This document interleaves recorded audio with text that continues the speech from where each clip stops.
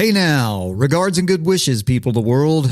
We have made a blood sport out of intergenerational warfare, have we not?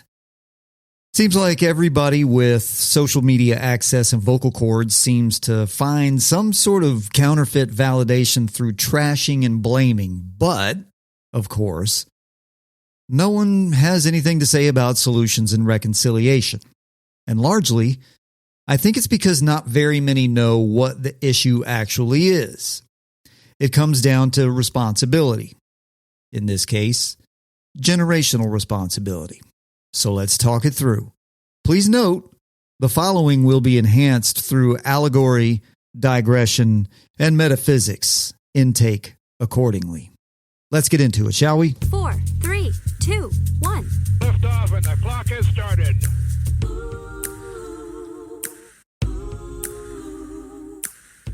Ah, yeah. Good morning, good afternoon, good evening, and good day to you all. I hope this message finds you truly well and joyful and that you are learning from the past and giving to the future. Thanks for joining me here on OGI. I'm your host, Scott Schroeder, always, forever, flesh and blood, never AI generated. And I am grateful for a little bit of your valuable time. Your active support helps the show survive and advance. Wherever you are consuming this, please do all the likes, subscribes, rates, reviews, and whatever else those dastardly algorithm overlords demand. Now, if you're anything at all like, well, basically every rational human being on earth, there will come a time, if it hasn't already, that you say something like, man, if only I knew this back in the day.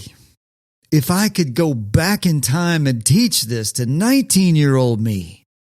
Everyone has that moment, usually hundreds of them over the years, because you're supposed to learn things and accumulate knowledge through the course of your life. That's how you allow useless and counterproductive parts of yourself to die and a better version of yourself to evolve. The universal term for that phenomenon is wisdom. And wisdom only comes through time and experience, which, if executed somewhat effectively, is the path you travel to well-being. Yeah. If I only knew then what I do know now. It's a paradox that proves useless, because if you did know then what you know now, your entire life would be incredibly boring. The good news, the fantastic news, is that you actually can go back in time, in a manner of speaking, and impart acquired wisdom, and you actually have a responsibility to do so. Generational responsibility. No, you are not going to hop in a sports car and fire up the flux capacitor. That would be awfully rad. But there are plenty of people in your life here in the present who are the embodiment of past versions of you. If you've done your best to learn and evolve and grow as a human, then you have the gift of wisdom. And my friends, what good is a gift that's never given? This concept is, after all, not the sole purpose, but the foundation of OGI.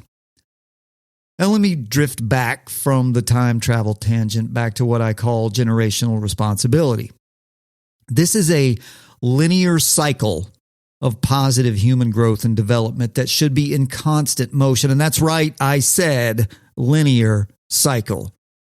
Because this concept involves a small repeating cycle that proceeds forever down an infinite linear path.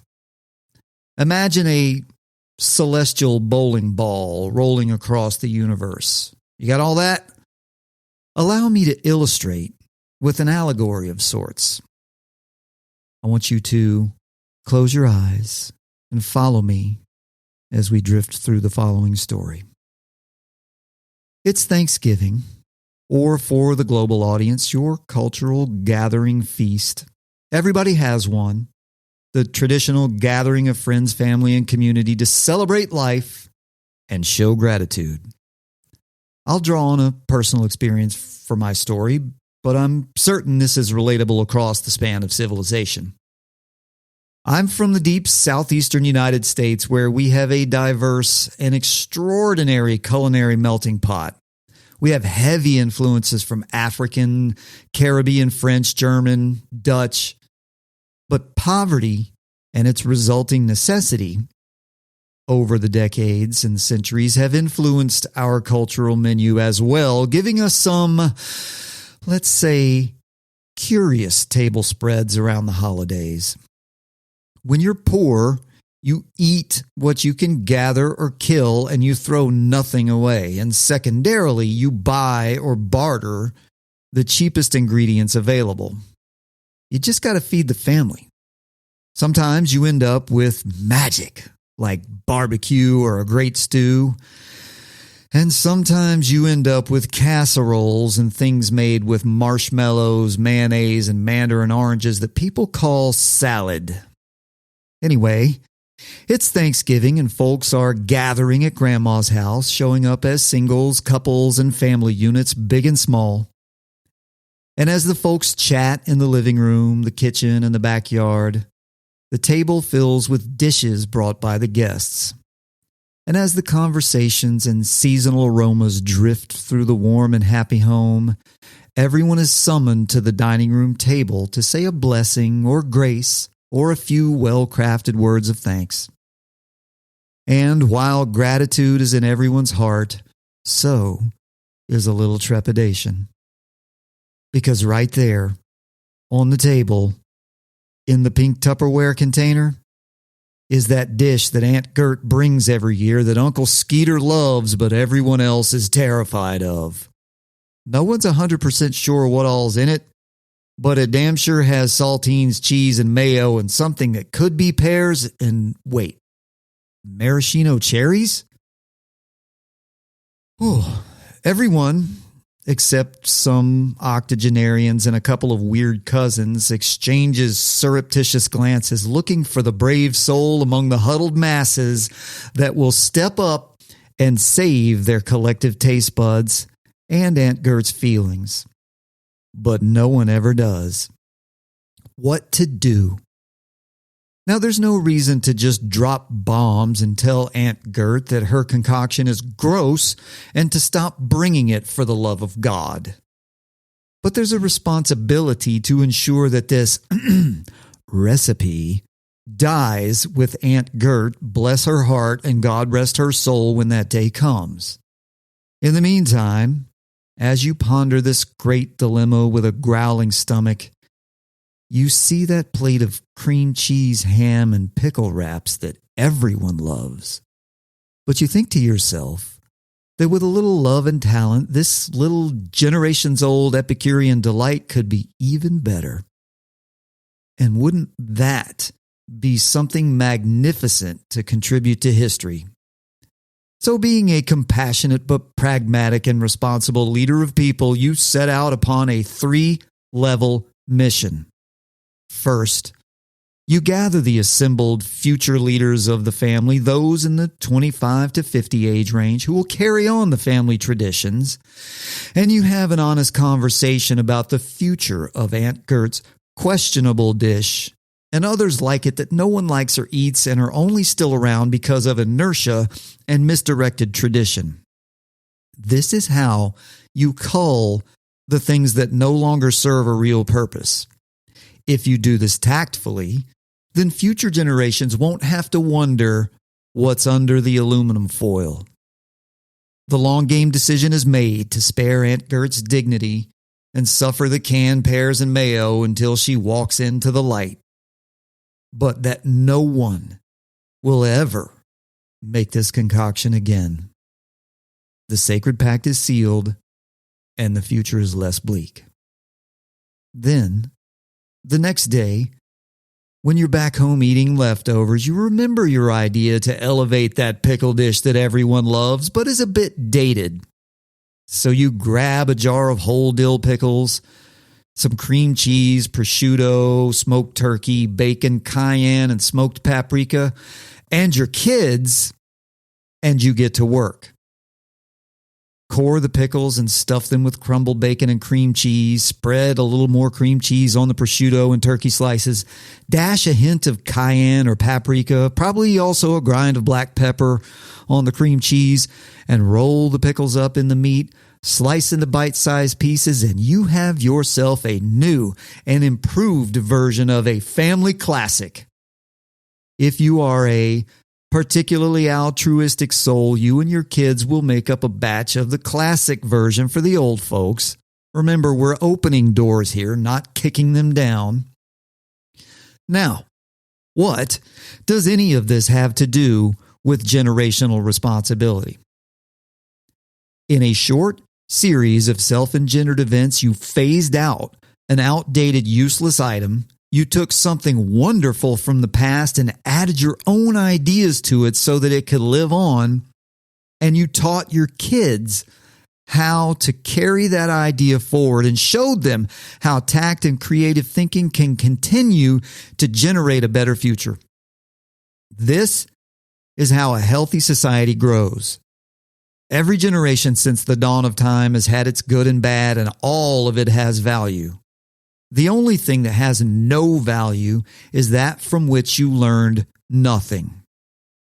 It is the responsibility of the present version of each of us to utilize open and honest minds to take what was given to us by the previous generation, allow the bad and useless to die, carry the good with us and add our own touches to it, and to pass it forward to the following generation so that they may do the same. That is the linear cycle of generational responsibility. Are we doing this anymore? Is the cycle breaking? Is technology burning the bridges that span generational gaps? The more siloed and isolated we become in our digital worlds, the less and less we share meaningful things across time. That sharing equals common bonds between generations, whether that's music, history, language, or the simple ability to put down your goddamn phone long enough to engage in a meaningful conversation.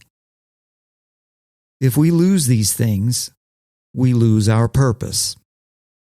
We lose what it means to be human. And then what? Philosophers have pondered the meaning of life for millennia. If we allow these things to disappear into an unbridgeable chasm between us, then life has no meaning. Unless you consider doom-scrolling mental sawdust and online shopping meaningful. Now, to young Gen Z and upcoming Generation Alpha. If you are between the ages of 15 and 18 and still breathing, congratulations. You've made it through the incomprehensible and uncontrollable fatuousness of the horrifying 11 to 14 years. You know what I'm talking about. And you are genuinely shaping your own future through choice and action. A very large key to your success is to look to your greatest influence and mimic and compound the things that they do right while discarding the things they do wrong. For example, hard work and kindness. Good. Dressing like a Tijuana streetwalker while picking up your kids from school and using the weekly TLC lineup as your life coach? Not so much. Every generation does much good and bad. It's up to their progeny, that's you, to cull the bad and discard it while taking the good forward and compounding it. This is critical to a healthy society. What does the not-so-distant future look like without this cycle? In a word, grim. A million things that you take for granted need to be executed with a high level of skill and competence, lest organized and functioning society fall apart. Where does your food and clean water and electricity come from? How do we not have sewage flowing through unpaved streets with dead bodies lying around? Who keeps bands of marauders from taking over neighborhoods? Does that sound ridiculous? Well, it's not. Those jobs happen every day by skilled people. If these and countless other indispensable jobs aren't executed by skilled people who teach the next generation to do them even better than they do, well, your TikTok latte skin tutorial world is going to become very complicated very quickly, and you will be overwhelmed by a reality tsunami that will take you clean off the chessboard. There are things that you see and feel and know inherently, but they remain abstract, tenebrous notions until someone says it out loud and delineates the evidence. I recently heard Mike Rowe talk about how the trades are slowly dying in America because of replacement failure. For about 2 decades now, for every 5 tradespeople who retire, only 2 take their place.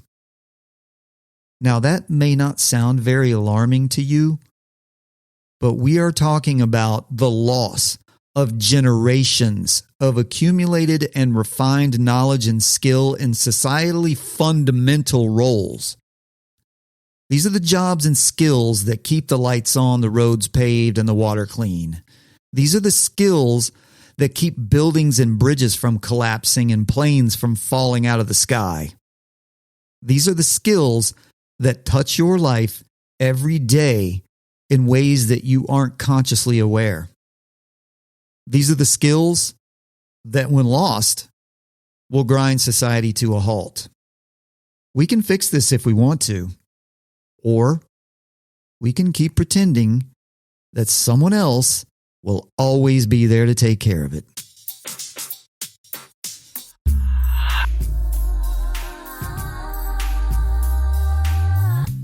Now that's enough to ponder for now for show. This episode of the podcast is dedicated to my parents and grandparents who generously gave me many things to add to and pass along, and a few things that had to go away.